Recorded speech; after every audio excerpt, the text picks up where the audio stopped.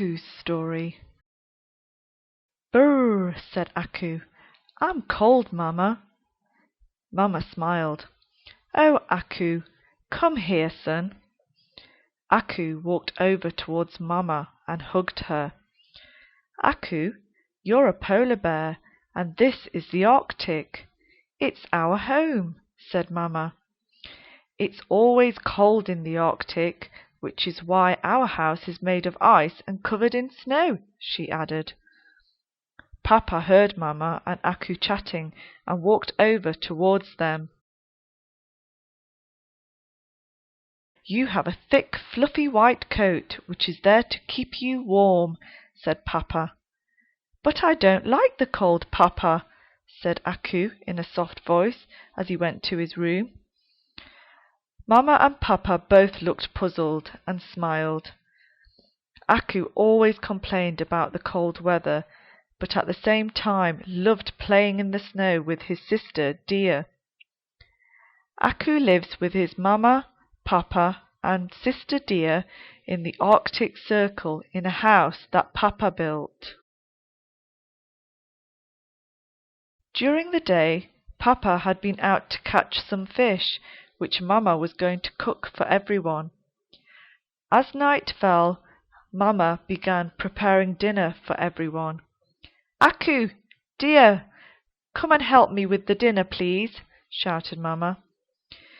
Dia shouted across to Aku, "Race you," as she hurried towards the kitchen. Aku didn't like cooking, let alone helping prepare for dinner. "Why do I always have to help with everything?" said Aku to himself. He waited for a short while and then headed slowly towards the kitchen with his head lowered. He was hoping that Mamma and Dia would have finished everything by the time he arrived. As Aku walked into the kitchen, Mamma smiled and said, "Aku, you're late again. It's okay. You can help do the washing up later.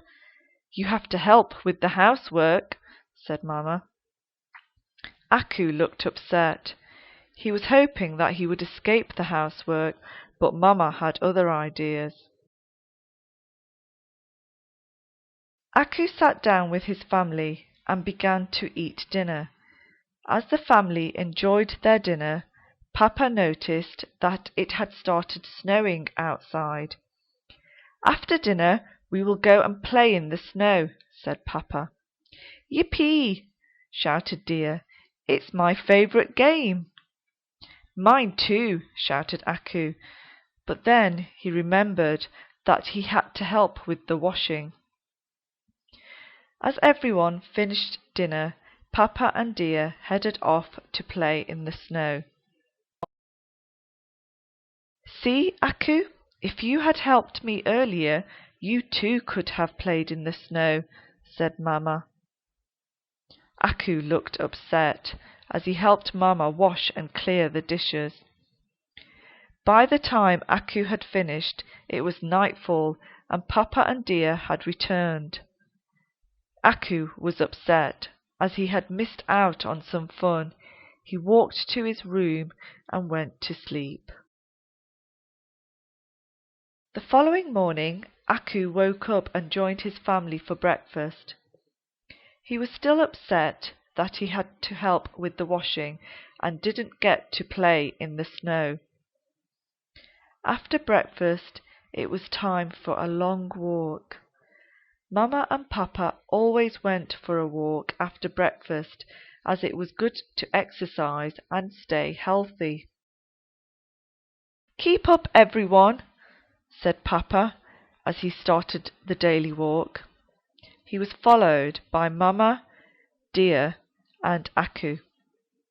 It was always the same order, with Aku always the last to follow. As they all started walking, Aku had other ideas. He was going to walk very slowly. Aku didn't enjoy the long walk, as he didn't like the cold weather. "Faster! Faster! Keep up, Aku!" shouted Papa. Aku was falling behind. As everyone walked around a big corner, Aku decided to run as fast as he could in another direction. He ran and ran until he was out of breath. He stopped, looked around, and realized that he was all alone. As Aku's family reached home, they noticed he was missing. It was normal, as Aku was always the last one home. As the hours passed by, Mama and Papa became worried. Aku was always home by now. Papa decided to go and look for Aku. Aku! Aku! shouted Papa. No matter where he looked, he couldn't find Aku. Soon it would start getting dark, so Papa decided to go back, hoping that Aku had already returned home. Aku was lost and all alone. It was cold, and Aku felt tired and very lonely. As darkness began to fall, Aku started to become very frightened. He spotted a large box which had a lot of writing on the side, but as he couldn't read, he ignored it and decided to climb in. The box was full of many small boxes, but Aku didn't seem to mind. He found a comfortable corner and decided to curl up and get some sleep. In the morning, he would find his way back home.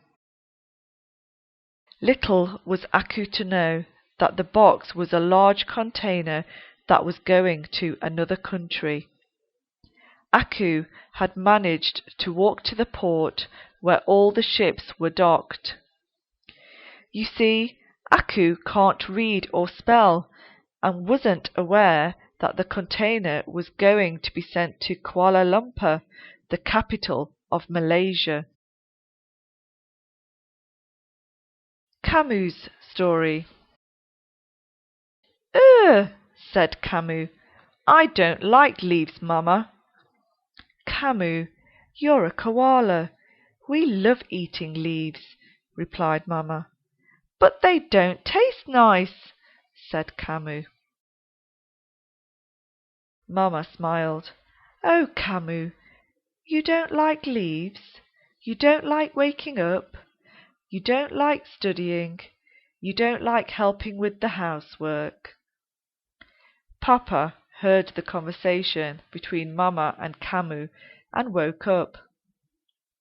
"Kamu, you don't like the rainy season either," he added. Mama and Papa both laughed as Kamu looked upset. "I'm going to play with my friends," said Kamu, and off she went.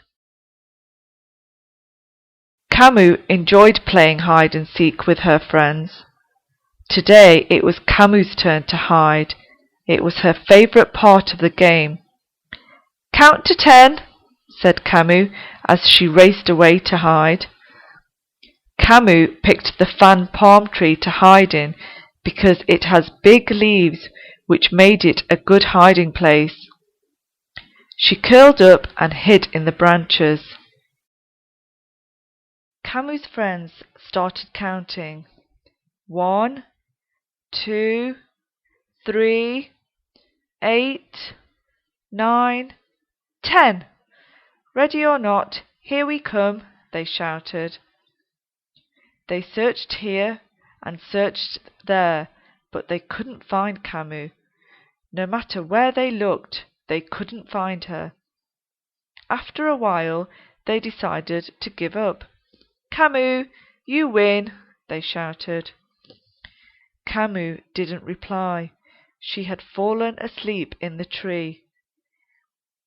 Kamu's friends looked everywhere, but couldn't find her.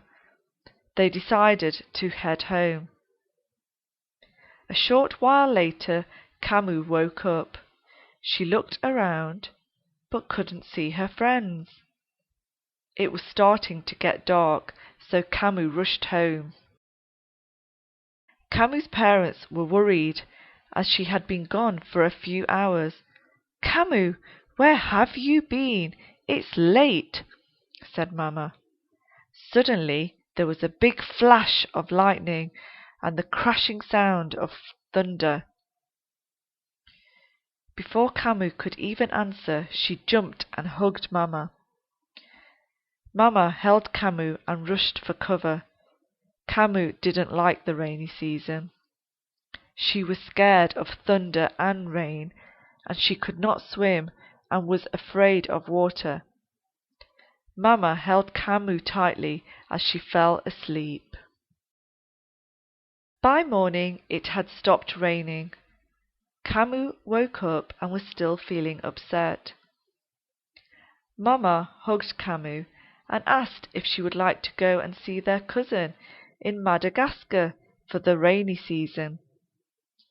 They had left a year ago by boarding a big ship. Kamu had been upset ever since her cousin left, as she was her best friend. Kamu looked excited. "Papa, Papa, can we?" Papa turned to Kamu and smiled. "Only if you promise to be good." Kamu ran over towards Papa and hugged him. "Yippee!" she shouted. "I need to say goodbye to my friends," said Kamu.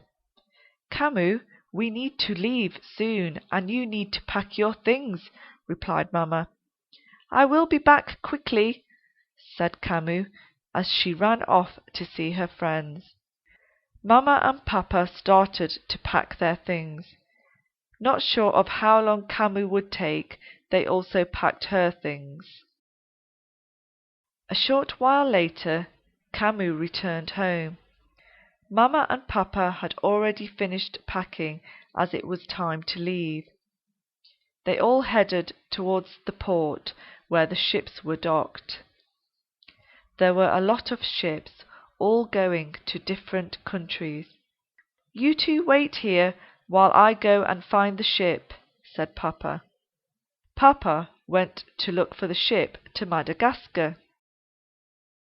Suddenly, Kamu realized that her lucky charm had been left behind.